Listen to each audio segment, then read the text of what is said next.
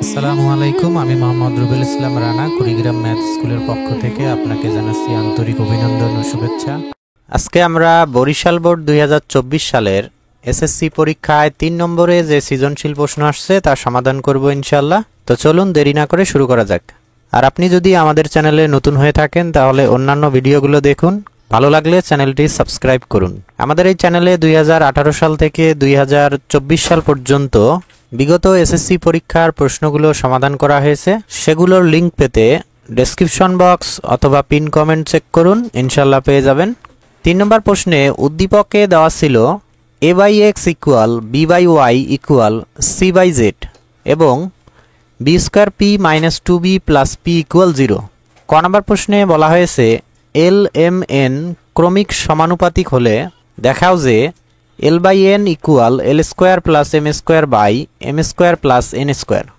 ক নম্বর প্রশ্নটি উদ্দীপকের সাথে সংশ্লিষ্ট নয়, তাহলে চলুন সমাধান করা যাক। তো প্রথমে আমরা লিখব, দেওয়া আছে l/m/n ক্রমিক সমানুপাতিক। তাহলে সুতরাং আমরা লিখতে পারি l/m ইকুয়াল m/n, অর্থাৎ ক্রমিক সমানুপাতিক হলে প্রথমটার সাথে দ্বিতীয়টার অনুপাত সমান দ্বিতীয়টার সাথে তৃতীয়টার অনুপাত, এটা আমরা লিখতে পারি। তো এরপর আমরা লিখতে পারি বা l/m ইকুয়াল m/n, অনুপাত মানে ভগ্নাংশ, তো আমরা বাই দিয়ে লিখতে পারি। বা এখন যদি আমরা আর গুণন করি তাহলে m আর m গুণ করলে হবে m² ইকুয়াল এইদিকে l আর n গুণ করলে হবে ln, তাহলে m² ইকুয়াল আমরা পাচ্ছি ln। প্রশ্নে বাম পক্ষে দেওয়া ছিল l/n, তো এখানে আমাদের মান বসানো যাবে না, বাম পক্ষ আমাদের যা আছে তাই রাখবো। এরপর ডান পক্ষ রাইট হ্যান্ড সাইডে দেওয়া আছে l² + m² by m² + n²। তো এখানে আমরা m² এর মান যেহেতু পাইছি ln, তাহলে যেখানে যেখানে m² থাকবে সেখানে আমরা ln বসাতে পারি। তাহলে l² + m² এর মান হলো ln বাই নিচে m² এর মান হলো ln, তার সাথে প্লাস n² ইকুয়াল উপরে আমরা l কমন নিতে পারি, তাহলে l² থেকে l কমন নিলে হবে l প্লাস এখানে l কমন নিলে l বাদ যাবে, তাহলে থাকবে n। নিচে আমরা n কমন নিতে পারি, n কমন নিলে n বাদ যাবে, থাকবে হলো l প্লাস এখানে n² থেকে n কমন নিলে থাকবে n, কমন না মানে ভাগ করা, তাহলে n দ্বারা প্রত্যেকটা পদকে ভাগ দিলে আমরা পাবো l + n। তাহলে উপরে l + n আর l + n এখানে কাটা গেল, তাহলে অবশিষ্ট এখানে থাকতেছে উপরে l আর নিচে হলো n। তো এই যে আমাদের বাম পক্ষ এবং ডান পক্ষ মিলে গেল, তাহলে আমরা লিখতে পারি সুতরাং লেফট হ্যান্ড সাইড সমান রাইট হ্যান্ড সাইড দেখানো হলো শোন। আশা করি বুঝতে পারছেন। পরবর্তী প্রশ্নে যাই। খ নম্বর প্রশ্নে বলা হয়েছে প্রমাণ করো যে a³ + b³ + c³ by x³ + y³ + z³ equal abc বাই xyz। এই অনুপাতগুলোর একটা সমানুপাতিক ধ্রুবক কে ধরে নিব। প্রথমে আমরা লিখব, ধরি a/x equal b/y equal c/z equal k. K হলো এখানে সমানুপাতিক ধ্রুবক। তো এখান থেকে আমরা লিখতে পারি সুতরাং a/x ইকুয়াল কে, b/y ইকুয়াল কে, আবার c/z ইকুয়াল কে। তাহলে সুতরাং a ইকুয়াল এখানে এক্সট্রা ভাগ আছে, ওই দিক গেলে গুণ হবে, অর্থাৎ a ইকুয়াল পাচ্ছি kx, আবার b ইকুয়াল পাচ্ছি ky, আর c ইকুয়াল পাচ্ছি kz। তো abcর মান আমরা এখান থেকে বের করে নিলাম। এখন আমরা এই বাম পক্ষে বসিয়ে দিব। তো লেফট হ্যান্ড সাইড হলো a³ + b³ + c³ by x³ + y³ + z³।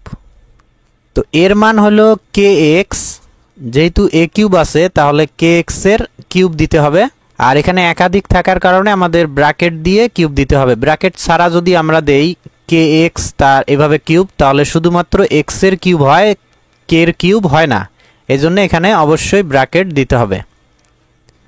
Plus বির মান হলো কে ওয়াই, তার কিউব আছে কিউব দিলাম ব্র্যাকেট দিয়ে। এরপরে সির মান হলো কে জেড, এরপরে ব্র্যাকেট দিয়ে আমাদের কিউব দিতে হবে। আর নিচে এক্স ওয়াই জেড এগুলোর মান যেহেতু নাই, তাহলে X cube plus Y cube plus Z cube যা আছে আমরা তাই লিখব। এখন এখানে কে এর কিউব করলে হয় কে কিউব, ইন্টু এক্স এর কিউব করলে হয় x cube, plus k cube into y cube, plus এখানে কে এর কিউব করলে হয় কে কিউব, আর জেড এর কিউব করলে হয় জেড কিউব। নিচে যা আছে তাই লিখবো, x cube plus Y cube plus Z cube. এখন উপর থেকে আমরা কে কিউব কমন নিতে পারি, তাহলে এখানে থাকে এক্স কিউব প্লাস এখানে থাকে ওয়াই কিউব প্লাস এখানে থাকে জেড কিউব, আর নিচে যা আছে তাই X cube plus Y cube plus Z cube.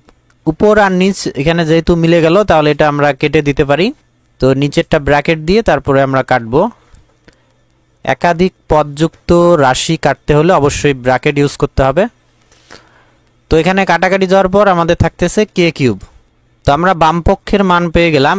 এখন আমরা লিখব ডান পক্ষ, রাইট হ্যান্ড সাইড এখানে দেওয়া ছিল ABC by X Y Z, তাহলে উপরে হলো এবিসি, নিচে হলো এক্স ওয়াই জেড। তো এখন আমরা এবিসির মান বসাবো, এর মান হলো কে এক্স ইন্টু বির মান হলো কে ওয়াই ইন্টু সির মান হলো কে জেড, আর নিচে যা আছে তাই, ইকুয়াল উপরে আমাদের এখানে কে কে আর কে যদি আমরা গুণ করি তাহলে হবে কে কিউব ইন্টু এখানে এক্স ওয়াই জেড, তাহলে k cube into x Y z, আর নিচে আছে এক্স ওয়াই জেড। তাহলে এই দুইটা কাটা গেল, তাহলে থাকতেছে এখানে কে কিউব। তো বাম পক্ষ আর ডান পক্ষ সমান হয়ে গেল, তাহলে প্রমাণিত।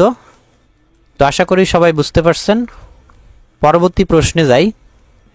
গ নম্বর প্রশ্নে বলা হয়েছে প্রমাণ করো যে b equal root over one plus P plus root over one minus P by root over one plus P minus root over one minus p. আর এই অঙ্কটা করার জন্য আমাদের এখানে 2 নম্বর যে উদ্দীপকটা দেওয়া আছে সেটা দিয়ে করতে হবে। তো এটা করার জন্য আমাদের প্রথমে যে টার্গেটটা নিতে হবে সেটা হলো এই যে রুটের ভিতরে যে অংশটা আছে 1 প্লাস পি, আরেক জায়গায় আছে 1 মাইনাস পি। তো এটা আনতে গেলে আমাদের প্রথমে ডান দিকে আমাদের নিয়ে আসতে হবে 1 বাই পি। 1 বাই পি নিয়ে আসার পরে আমাদের যোজন বিয়োজন করলে তাহলে কি হবে, লব যোগ হর বাই লব বিয়োগ হর। তাহলে আমরা 1 প্লাস পি আর 1 মাইনাস পি এটা পাচ্ছি।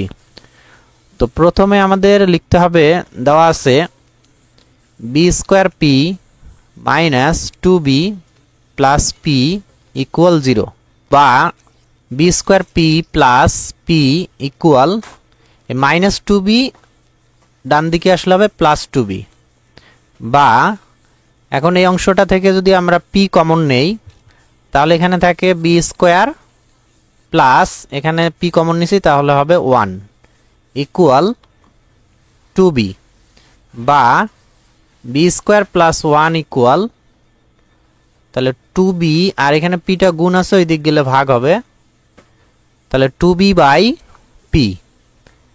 এখন আমাদের যেহেতু ডান দিকে নিয়ে আসতে হবে 1 বাই পি, এজন্য আমরা কি করব, উভয় পক্ষকে 2b দ্বারা ভাগ করব। তাহলে উপরে হলো 2b আর নিচে হবে 2b ইন্টু পি। তাহলে এই 2b আর 2b কাটা যাবে। সাইড নোট লিখব উভয় পক্ষকে 2b দ্বারা ভাগ করে। তো এখন আমরা পাচ্ছি B square plus 1 by 2b equal, উপরে কিছু নাই মানে 1, উপরের 1 বাদ দেওয়া যায় না, আর নিচের 1 লিখতে হয় না, তাহলে নিচে থাকতেছে পি। এই যে আমাদের 1 বাই পি চলে আসছে। তো এখন আমরা যে কাজটা করব সেটা হলো যোজন বিয়োজন। তো যোজন বিয়োজন কি, লব যোগ হর লব বিয়োগ হর। তাহলে লব হলো এখানে বি স্কোয়ার প্লাস 1, তার সাথে প্লাস হবে হর 2b, বাই লব হলো বি স্কোয়ার প্লাস 1, তার সাথে মাইনাস হলো 2b ইকুয়াল যোজন বিয়োজন এক পক্ষে করা যায় না, উভয় পক্ষে করতে হয়।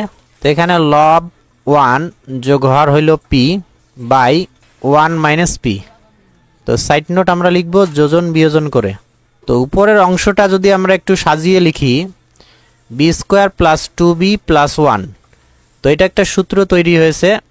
এই যে বি কে যদি আমরা এ চিন্তা করি, এ স্কোয়ার প্লাস 2a বি হলো 1 প্লাস বি স্কোয়ার, অর্থাৎ এটা হলো আমাদের এ প্লাস বি অল স্কোয়ারের সূত্র তৈরি হয়েছে। তাহলে উপরের এই অংশটার পরিবর্তে আমরা লিখতে পারবো বি প্লাস 1 তার অল স্কোয়ার, আর নিচে যদি সাজায় লিখি তাহলে মাইনাসের সূত্র হয়েছে, অর্থাৎ a square minus 2ab plus b square, সেটা হলো আমাদের a minus b all square. আর এদিকে যা আছে আমরা তাই লিখব। এখন আমরা এই স্কোয়ার এদিকে কি করব, রুট করে দেব। তাহলে b plus 1 by b minus 1 equal, তাহলে root over 1 plus p by নিচে হবে রুট ওভার 1 মাইনাস পি।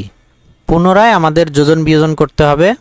তাহলে আবার লিখব আমরা লব যোগ হর বাই লব বিয়োগ হর, বিয়োগের সময় চিহ্ন পরিবর্তন করতে হবে, প্লাস বি এটা হবে মাইনাস বি, মাইনাস 1 এটা হবে প্লাস 1 ইকুয়াল, এইদিকে আবার লব হইল রুট ওভার 1 প্লাস পি, লব যোগ হর হইল root over 1 minus P by লব হইল root over 1 plus P minus হর হইল রুট ওভার 1 মাইনাস পি। রুটের ভিতরে চিহ্ন পরিবর্তন করা যাবে না। তো আমরা সাইড নোট লিখব পুনরায় যোজন বিয়োজন করে। তো এখানে মাইনাস 1 প্লাস 1 কাটা, মাইনাস বি প্লাস বি কাটা, তাহলে উপরে থাকে 2b আর নিচে থাকে 2, তাহলে 2b বাই 2, এখানে 2 2 কাটা যাবে। তো এইদিকে আমাদের যা আছে তাই লিখব, root over 1 plus P plus root over 1 minus P by root over 1 plus P minus root over 1 minus P. তো কাটা যাওয়ার পর আমরা পাচ্ছি বি ইকুয়াল, তো এদিকে যা আছে আমরা তাই লিখব। তো প্রমাণ হয়ে গেল root over 1 plus P minus root over 1 minus P. তো এটাই আমাদেরকে প্রমাণ করতে বলা হয়েছে। আশা করি সবাই বুঝতে পারছেন। আজকের ভিডিও এই পর্যন্ত, দেখা হবে অন্য কোনো ভিডিওতে ইনশাল্লাহ। আল্লাহ হাফেজ।